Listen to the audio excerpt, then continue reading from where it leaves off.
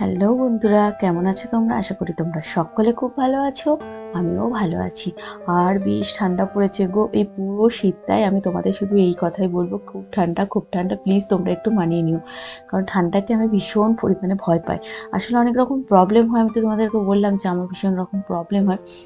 সেই কারণে আমি একটু বেশি ভয় পাই ঠান্ডাকে। আসলে গরমটা আমাকে খুব একটা বেশি লাগে না। আমি বলি না যে এসি ছাড়াও আমার চলে যায়। কিন্তু শীতটা যেন বেশি বেশি করে, শীতে যেন বেশি কষ্ট হয়। তো যাই হোক, বেটুকে টিউশন দিয়ে এসছি। আর তো টিউশনে খুবই কম টাইম, তো সেই টাইমের মধ্যে সমস্ত রান্নাটা আমি কমপ্লিট করতে পারি না। তো যাই হোক, কিছুটা তো সারতেই হয়।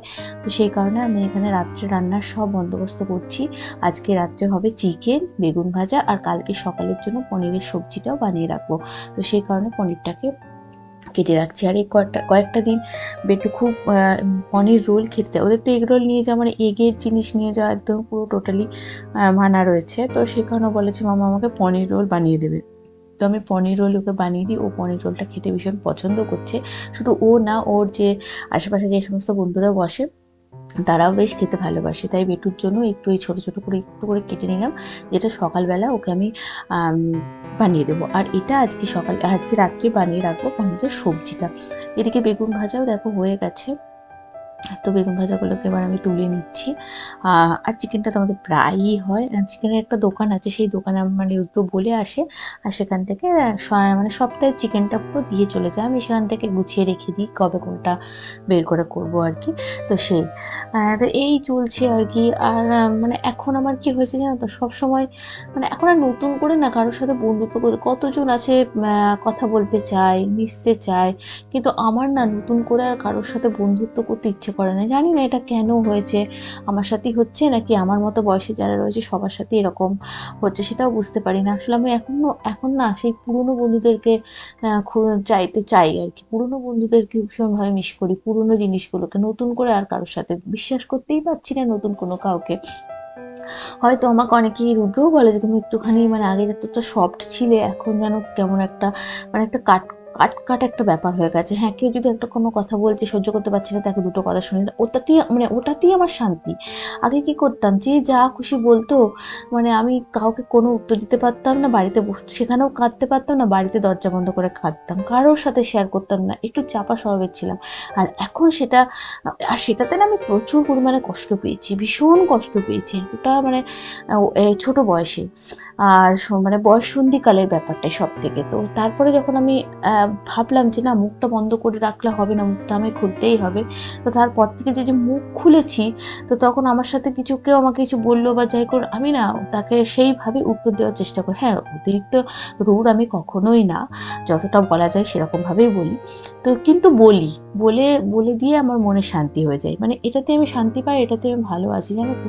তবে এখন একটুখানি যেন মানে কাট ব্যাপারটা চলে এসছে আমার মধ্যে। যাই হোক, সমস্ত আহ, সকালবেলা এখন যাচ্ছি হচ্ছে এই যোগাতে। এই দেখো সকালবেলার ওয়েদারটা একবার দেখো। আর এই দেখো কত সকাল সকাল বাস চলে এসছে, আর বাচ্চাগুলো সব স্কুলে যাচ্ছে। ওদেরকে দেখে মনে হয় দেখো ওরা কত সকালবেলা উঠেছে, স্নান টান করে রেডি করে খেয়ে দিয়ে দেখো স্কুলে চলে যাচ্ছে, আর আমি শীত করে একদম পাগল হয়ে যাচ্ছি। তো যাই হোক, দেখো একটু কুয়াশা কুয়াশাও দিয়েছে না। হ্যাঁ, আর সকালবেলা সমস্ত বেটুও বেরিয়ে গেছে, রুদ্রও বেরিয়ে গেছে। আর এখন আমার ওখানে কাজ হচ্ছে এই যে রান্নাঘরটাকে একটুখানি পরিষ্কার করে নেওয়া। আম, মানে কি বলবো, কাজের বউটা আগের যে ছিল সে করে দিতে, জানো, তার এতটা করে না। বাসনটাই ঠিকঠাক অনেক সময় হয় না।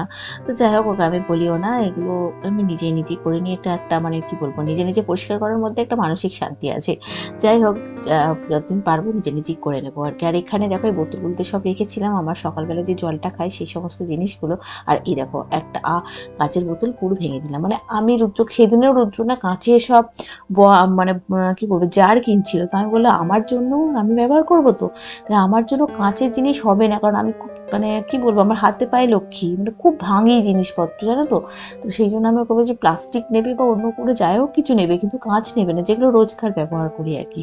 তাতে কাঁচ যেন না থাকে, মানে ভেঙে যাবে, তাতে আমারই হাত টাত কাটবে এই আর কি। তো সমস্ত রান্নাঘর পরিষ্কার হয়ে গেছে, এবারে রান্নাঘরের কাপড় দুটো আছে, তো সেইগুলো একটুখানি কেচে পরিষ্কার করে রেখে দেবো। তাহলে আপাতত কাজ শেষ। এবার হচ্ছে ঘরটা একটুখানি মুছে নিচ্ছি। তো এটা মুছে নিলে আমার মানে সকালের দিকে যে সমস্ত কাজগুলো থাকে সেইগুলো কাজ শেষ। এরপর তো জানো আমার সোশ্যাল মিডিয়ার কাজ থাকে, সেটা তো কাজের ফাঁকে ফাঁকে করি আর কোনো একটা সময় বসে করে নিই আর কি। এই জন্য অনেকটা টাইমও চলে যায় আমার। তো যাই হোক, এই করেই সময় কেটে যাচ্ছে, ভালোই কাটছে। তো চলো আজকের মতো ভিডিওটা এখানে শেষ করছি। খুব তাড়াতাড়ি নতুন ভিডিওর সঙ্গে নিয়ে চলে আসবো। আমি প্রিয়মা। সুস্থ থেকো, ভালো থেকো।